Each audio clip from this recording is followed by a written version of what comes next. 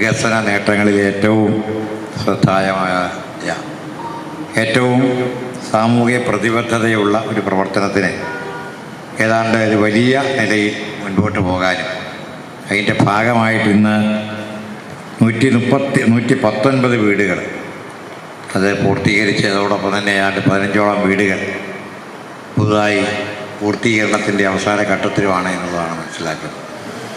മാത്രമല്ല ഈ കാലയളവിലെ ഭൂമിയുള്ളവർക്ക് ഏതാണ്ട് 99 ആളുകൾക്ക് അവർക്ക് വീട് വെക്കാനുള്ള സൗകര്യങ്ങളും അതോടൊപ്പം തന്നെ ഏതാണ്ട് അതിൽ 44 പേരുടെ വീടുകൾ പൂർത്തീകരിച്ച് 50% ആ പ്രവർത്തനങ്ങളും പൂർത്തീകരിച്ചിരിക്കുകയാണ്.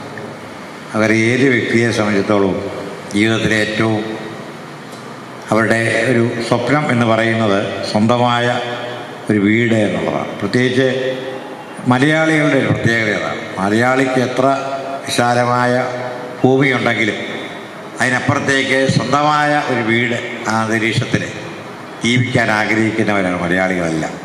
സുരക്ഷിതമായ വലിയ വീടിനപ്പുറത്തേക്ക് സുരക്ഷിതമായൊരു വീട്ടിൽ താമസിക്കുക എന്നുള്ളത് സംസ്ഥാന ഗവൺമെൻറ് അധികാരത്തിൽ വന്ന നമുക്കറിയാം 9 വർഷങ്ങൾ പൂർത്തീകരിച്ച് 9 വർഷങ്ങൾക്ക് മുമ്പ് ഗവൺമെൻറ് അധികാരത്തിൽ വന്നപ്പോൾ അന്ന് 4 പ്രധാനപ്പെട്ട മിഷനുകൾക്കാണ് ഗവൺമെൻറ് ആദ്യഘട്ടത്തിൽ തന്നെ അന്നത്തെ ബഡ്ജറ്റിൽ മുൻകൈ എടുത്തു. ഒന്ന് നമുക്കറിയാം നമ്മുടെ ആരോഗ്യരംഗത്തെ ആർദ്രം ഉൾപ്പെടെയുള്ള പദ്ധതികൾ. അതിലേറ്റവും പ്രധാനപ്പെട്ട കാര്യം വിദ്യാഭ്യാസ രംഗത്ത് സമഗ്രമായ വിദ്യാഭ്യാസ പുരോഗതി ലക്ഷ്യം വെച്ചുള്ള പ്രവർത്തനങ്ങൾ. കേരളത്തിൻ്റെ മാലിന്യ നിർമ്മാർജ്ജനവുമായി ബന്ധപ്പെട്ട 3ാമത്തെ പദ്ധതി. ഇതിലൊക്കെ ഏറ്റവും പ്രധാനപ്പെട്ട പദ്ധതിയായിരുന്നു കേരളത്തിൽ വീടില്ലാത്ത ആളുകൾക്ക്, ഭവനമില്ലാത്തവർക്ക്, ഭവനരഹിതരായ മുഴുവൻ ആളുകൾക്കും ഭവനം നൽകുക എന്നുള്ള ലക്ഷ്യത്തോടെ നമ്മൾ ലൈഫ് മിഷൻ ആരംഭിച്ചത്. അതുവരെ കേരളത്തിൽ വിവിധ രീതിയിൽ പട്ടികജാതി വിഭാഗത്തിൽപ്പെട്ടവർക്കൊരു പദ്ധതി, അതിനിടയിൽ ഹൗസിംഗ് ബോർഡിൻ്റെ വേറൊരു പദ്ധതി, മൈത്രി മറ്റേ വീട് നിർമ്മാണവുമായി ബന്ധപ്പെട്ട മറ്റൊരു പദ്ധതി, അങ്ങനെ ഒരുപാട് പദ്ധതികൾ കേരളത്തിൽ വീട് നിർമ്മാണം ഒന്നും പൂർത്തീകരണത്തിൻ്റെ ഘട്ടത്തിലേക്ക് എത്താതെ പല കാരണങ്ങൾ കൊണ്ട് മുടങ്ങിപ്പോയൊരു സാഹചര്യം ഉണ്ടായപ്പോൾ അതിനെല്ലാം ഒരു കുടക്കീഴിൽ കൊണ്ടുവന്നുകൊണ്ട് ലൈഫ് മിഷൻ എന്ന ആശയം മുമ്പോട്ട് വെച്ച് സമഗ്രമായി ഇതിനെ കൂട്ടിച്ചേർത്തുകൊണ്ടാണ് ആദ്യഘട്ടത്തിൽ നമ്മൾ ഈ പ്രവർത്തനങ്ങൾ ആരംഭിച്ചത്.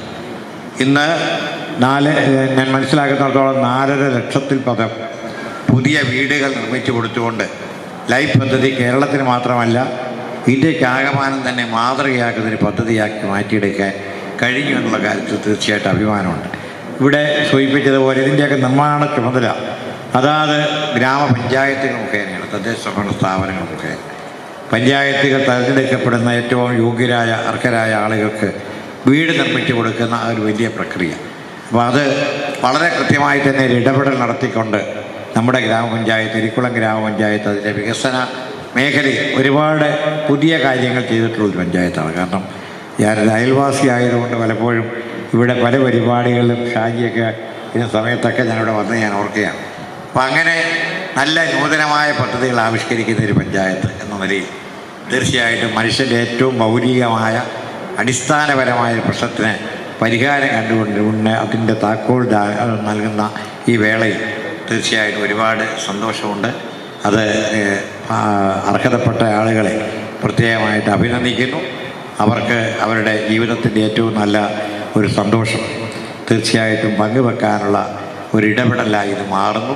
അതിന് മുൻകൈയെടുത്ത ഗ്രാമപഞ്ചായത്ത് ഭരണസമിതിയെയും മറ്റുള്ള എല്ലാവരെയും ഹൃദയപൂർവ്വം ഒരിക്കൽ കൂടി അഭിനന്ദിച്ചുകൊണ്ട് വളരെ വൈകിയൊരു വേളയായതുകൊണ്ട് ഞാൻ ദീർഘിപ്പിക്കുന്നില്ല, എൻ്റെ ഈ വാക്കുകൾ അവസാനിപ്പിക്കുന്നു.